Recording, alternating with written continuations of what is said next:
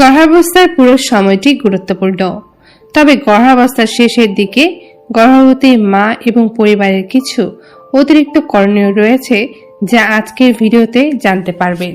Hello viewers, কেমন আছেন আপনারা? আশা করি আপনারা ভালো আছেন। গর্ভাবস্থার শেষ 3 মাস বা 27 থেকে 40 সপ্তাহকে তৃতীয় ট্রাইমেস্টার ধরা হয়। যে সকল গর্ভবতী মায়েরা জানুয়ারি, ফেব্রুয়ারি এবং মার্চ মাসে মা হতে চলেছেন তাদের জন্য আজকের ভিডিওটি খুবই গুরুত্বপূর্ণ। এই ভিডিওর মাধ্যমে আপনারা অনেক গুরুত্বপূর্ণ তথ্য জানতে পারবেন। ইতিমধ্যে আপনি গর্ভকালীন 3 ভাগের 2 ভাগ সময় আপনি পার করে ফেলেছেন। এ সময়ে পেটও মোটামুটি বড় হয়েছে, কিন্তু এখানেই শেষ নয়।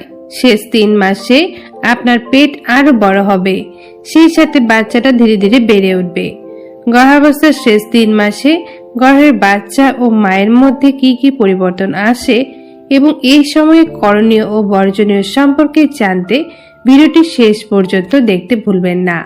ভিডিওটি ভালো লাগলে অবশ্যই একটা লাইক করবেন, আর এখনো যদি এই চ্যানেলের সদস্য না হয়ে থাকেন অবশ্যই চ্যানেলটিকে সাবস্ক্রাইব করে বেল আইকনটি বাজিয়ে রাখুন, তাহলে প্রেগন্যান্সি রিলেটেড যে সকল ভিডিও আপলোড করা হয় সবকিছুর নোটিফিকেশন সবার আগে আপনার কাছে পৌঁছবে। আর যদি ফেসবুক পেজ থেকে ভিডিওটি দেখে থাকছেন অবশ্যই পেজটাকে ফলো করে দেবেন। গর্ভের বাচ্চার প্রথমে যে পরিবর্তন ঘটে সেটি হলো হাড়ের। সাধারণত 7 থেকে 8 মাসে কার্টিলেজ হাড়ে রূপান্তরিত হতে থাকে। এই সময় হাড়ের গঠনে বাচ্চার প্রচুর ক্যালসিয়াম প্রয়োজন পড়ে, তাই পর্যাপ্ত পরিমাণে ক্যালসিয়াম সমৃদ্ধ খাবার খেতে ভুলবেন না। বাচ্চা তার প্রয়োজনীয় সবকিছু আপনার শরীর থেকে গ্রহণ করবে। এই সময় চুল, ত্বক ও নখেরও ব্যাপক পরিবর্তন হয়। 32 সপ্তাহের দিকে বাচ্চা পুরোপুরি দেখতে সক্ষম হয়। এই সময়ে বাচ্চার শরীরে মোমের মতো ভার্নিক্সের আস্তরণ পড়ে, যেটা গর্ভের পানি থেকে ত্বককে রক্ষা করে। এছাড়া বাচ্চার শরীরে লানুগোন নামক পশমের সৃষ্টি হয়, সাথে নখও পুরোপুরি সৃষ্টি হয়ে যায়। ব্রেন, শেষ 3 মাসে ব্রেনে উন্নয়ন সবচেয়ে দ্রুত ঘটে। এই সময়ের মধ্যে চোখের পলক ফেলা, স্বপ্ন দেখা, ব্রেনের মাধ্যমে নিজের শরীরের তাপমাত্রা নিয়ন্ত্রণ করতে শিখে যায়। 37 সপ্তাহের মধ্যে প্রায় সকল বাচ্চার মাথা নিচে নামতে শুরু করে, কিছু ব্যতিক্রম ব্যতীত। দুনিয়ায় আগমনের জন্য বাচ্চাও শেষ সময়ে প্রস্তুত হয়ে যায়। পরিপাকতন্ত্র, গর্ভাবস্থার শেষ সময়ে বাচ্চার দেহে মিকোনিয়াম নামক মলের সৃষ্টি হয়। এই মিকোনিয়াম মূলত রক্তকণা, ভার্নিক্স ও লানুগোর সমন্বয়ে গঠিত। এই মল বাচ্চার ক্ষুদ্রান্তে জমা হতে থাকে। পঞ্চেন্দ্রিয়, 29 থেকে 31 সপ্তাহের মধ্যে বাচ্চার পঞ্চেন্দ্রিয় পুরোপুরি সক্রিয় হয়ে থাকে, মানে বাচ্চা স্পর্শ, ঘ্রাণ, শ্রবণ, আলোতে সংবেদনশীলতা অর্জন করে। গর্ভবতীর দেহে পরিবর্তন, ভিতরে সক্রিয় একটি বাচ্চা। বৃহদাকার পেট সহ গর্ভবতীর দেহেও আসে নানা পরিবর্তন। আসুন জানি পরিবর্তনগুলো। পেট ব্যথা, পেটের চামড়া হঠাৎ টানলে যেমন পেটে ব্যথা লাগে, ঠিক তেমনি খুব ধীরে ধীরে পেটে যেহেতু বড় হচ্ছে তাই সেখানে একটা টান টান অনুভূতি সৃষ্টি হয়, যা ব্যথা হিসেবে আপনি মনে করেন। হালকা এই পেট ব্যথার সাথে আপনাকে মানিয়ে চলতে হবে। বুক জ্বালা পোড়া, গর্ভকালীন শেষ সময়ে আপনার জরায়ু, পাকস্থলী ও তার উপাদানগুলোকে উপরের দিকে চাপ দিতে থাকবে, যার ফলে সৃষ্ট গ্যাসে আপনার বুকে জ্বালাপোড়া হতে পারে।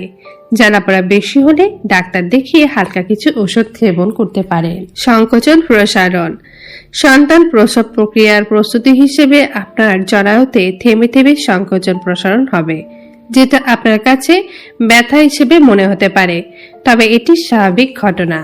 ভ্যারিকেজ ভেইন, অনেক গর্ভবতীর শেষের দিকে ভ্যারিকেজ ভেইন দেখা দেয়। মূলত রক্তবাহী নালী এ সময়ে বাইরে দৃশ্যমান হয়ে উঠতে পারে। দেখতে একটু অদ্ভুত হলে এটি স্বাভাবিক। মূলত রক্ত প্রবাহ বেড়ে যাওয়ার কারণে এমনটা হচ্ছে, তবে সন্তান প্রসবের পর এমনিতেই ঠিক হয়ে যাবে। ফাটা দাগ, ক্রমবর্ধমান বাচ্চার কারণে পেটের চামড়াতে প্রচন্ড পরিমাণে চাপ পড়ে, যার ফলে পেটে হয়তো ফাটা ফাটা দাগের সৃষ্টি হতে পারে। যদি চুলকানি অনুভব করেন তাহলে ভেসলিন ব্যবহার করতে পারেন। কোমর ব্যথা, শেষের দিকে কোমর ব্যথা আরো বাড়বে। বাচ্চাকে নরমালে প্রসবের জন্য আপনার নিচের অংশের হাড়গুলোর জয়েন্ট ঢিলে হতে পারে, এর ফলে আপনি খুবই তীক্ষ্ণ একটা ব্যথা অনুভব করতে পারেন। অদ্ভুত স্বপ্ন, প্রথমবার গর্ভবতীরা বাচ্চাকে নিয়ে অনেক দুশ্চিন্তায় ভোগেন। বাচ্চাটা ঠিকমতো প্রসব হবে কিনা, প্রসব ব্যথা সহ্য করতে পারবেন কিনা, বাচ্চাটা দুনিয়াতে আসলে ঠিকমতো লালন পালন করতে পারবেন কিনা, এরকম চিন্তায় অনেক নারীরাই এ সময়ে অদ্ভুত স্বপ্ন দেখেন। এতে চিন্তিত হবেন না। প্রস্রাবের পরিবর্তন। এই সময়ে গর্ভবতীর ব্লাডার যেখানে মূত্র জমা থাকে সেখানে প্রচন্ড চাপ থাকে, যার ফলে ঘন ঘন প্রস্রাব হতে দেখা যায়। এছাড়া হাঁচি, কাশি বা জোরে হালকা হাসলে আপনার প্রস্রাব লিক করতে পারে।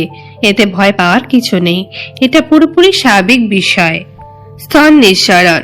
বাচ্চার দুগ্ধ তৈরির প্রক্রিয়া অনেক আগে থেকেই শুরু হয়, তবে মায়ের বুকে দুগ্ধ তৈরি পুরো প্রক্রিয়া এ সময়ে সমাপ্ত হয়।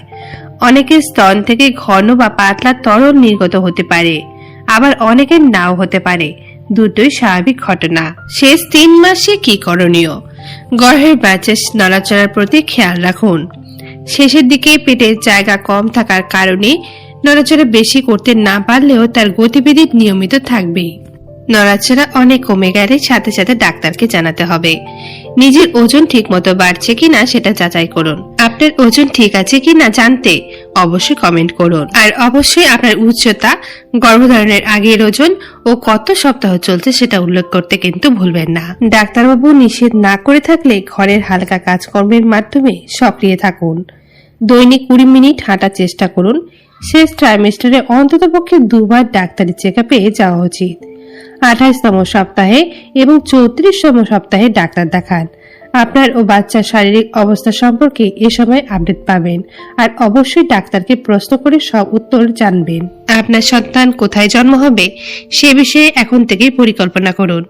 হাসপাতাল কর্তৃপক্ষের সাথে বিস্তারিত আলোচনা আগে সেরে ফেলুন।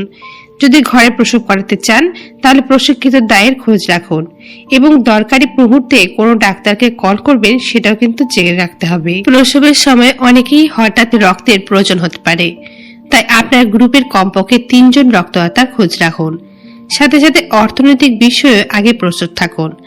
খাওয়া দাওয়া আগে থেকে যেমনটা করছিলেন তেমনটাই চালিয়ে যান। খাওয়ার অরুচি থাকলে ডাক্তারের পরামর্শ নিন। সাধারণত 40 সপ্তাহে একটি গর্ভকাল পূর্ণ হয়, কিন্তু 37 সপ্তাহ পর যে কোনো সময় আপনার প্রসব হতে পারে। সেই অনুযায়ী কিন্তু মানসিক প্রস্তুতি রাখুন। শেষ 3 মাসে বর্জনীয়। ভারী যে কোনো কাজ বা ব্যায়াম এড়িয়ে চলুন। অ্যালকোহল, অতিরিক্ত চা, কফি, সিগারেট থেকে দূরে থাকুন। আপনার পরিবারে কেউ সিগারেট পানে অভ্যস্ত থাকলে তার মুখের গন্ধ থেকে দূরত্ব বজায় রাখুন। ডাক্তারি প্রেসক্রাইব ছাড়া কোনো রকম কোনো ধরনের ওষুধ খাবেন না। কাঁচা অথবা মাছ, মাংস, কাঁচা দুধ এড়িয়ে চলুন। দূরপাল্লার ভ্রমণ করতে যাবেন না। ক্রমবর্ধমান পেটের কারণে আপনার ওজনের ভারসাম্য পরিবর্তিত হবে, তাই পড়ে যাওয়া থেকে নিজেকে সতর্ক রাখুন। দরকার হলে কারো সাহায্য নিন। অনেক নিয়ম কানুন মেনে চলা, শারীরিক নানা পরিবর্তন, ব্যথা, অসংখ্য বিধিনিষেধের বিনিময়ে একটি সুন্দর সুস্থ সন্তান পেতে চলেছেন, এই ভেবে হাসি খুশি থাকার চেষ্টা করুন। পরিবারের সবার উচিত গর্ভবতীর জন্য সুন্দর পরিবেশ বজায় রাখা। আশা করি ভালো থাকবেন আর একটি সুন্দর সুস্থ সন্তানের জন্ম দেবেন। তাহলে আজকের ভিডিওটি এই পর্যন্তই থাকলো। কেমন লাগলো ভিডিওটি অবশ্যই কমেন্টে জানাবেন। এছাড়াও যদি আপনাদের মনে কোনো প্রশ্ন বা মতামত থাকে অবশ্যই কমেন্ট করবেন। দেখা হবে নেক্সট কোনো ভিডিওতে। সবাই ভালো থাকবেন, সুস্থ থাকবেন।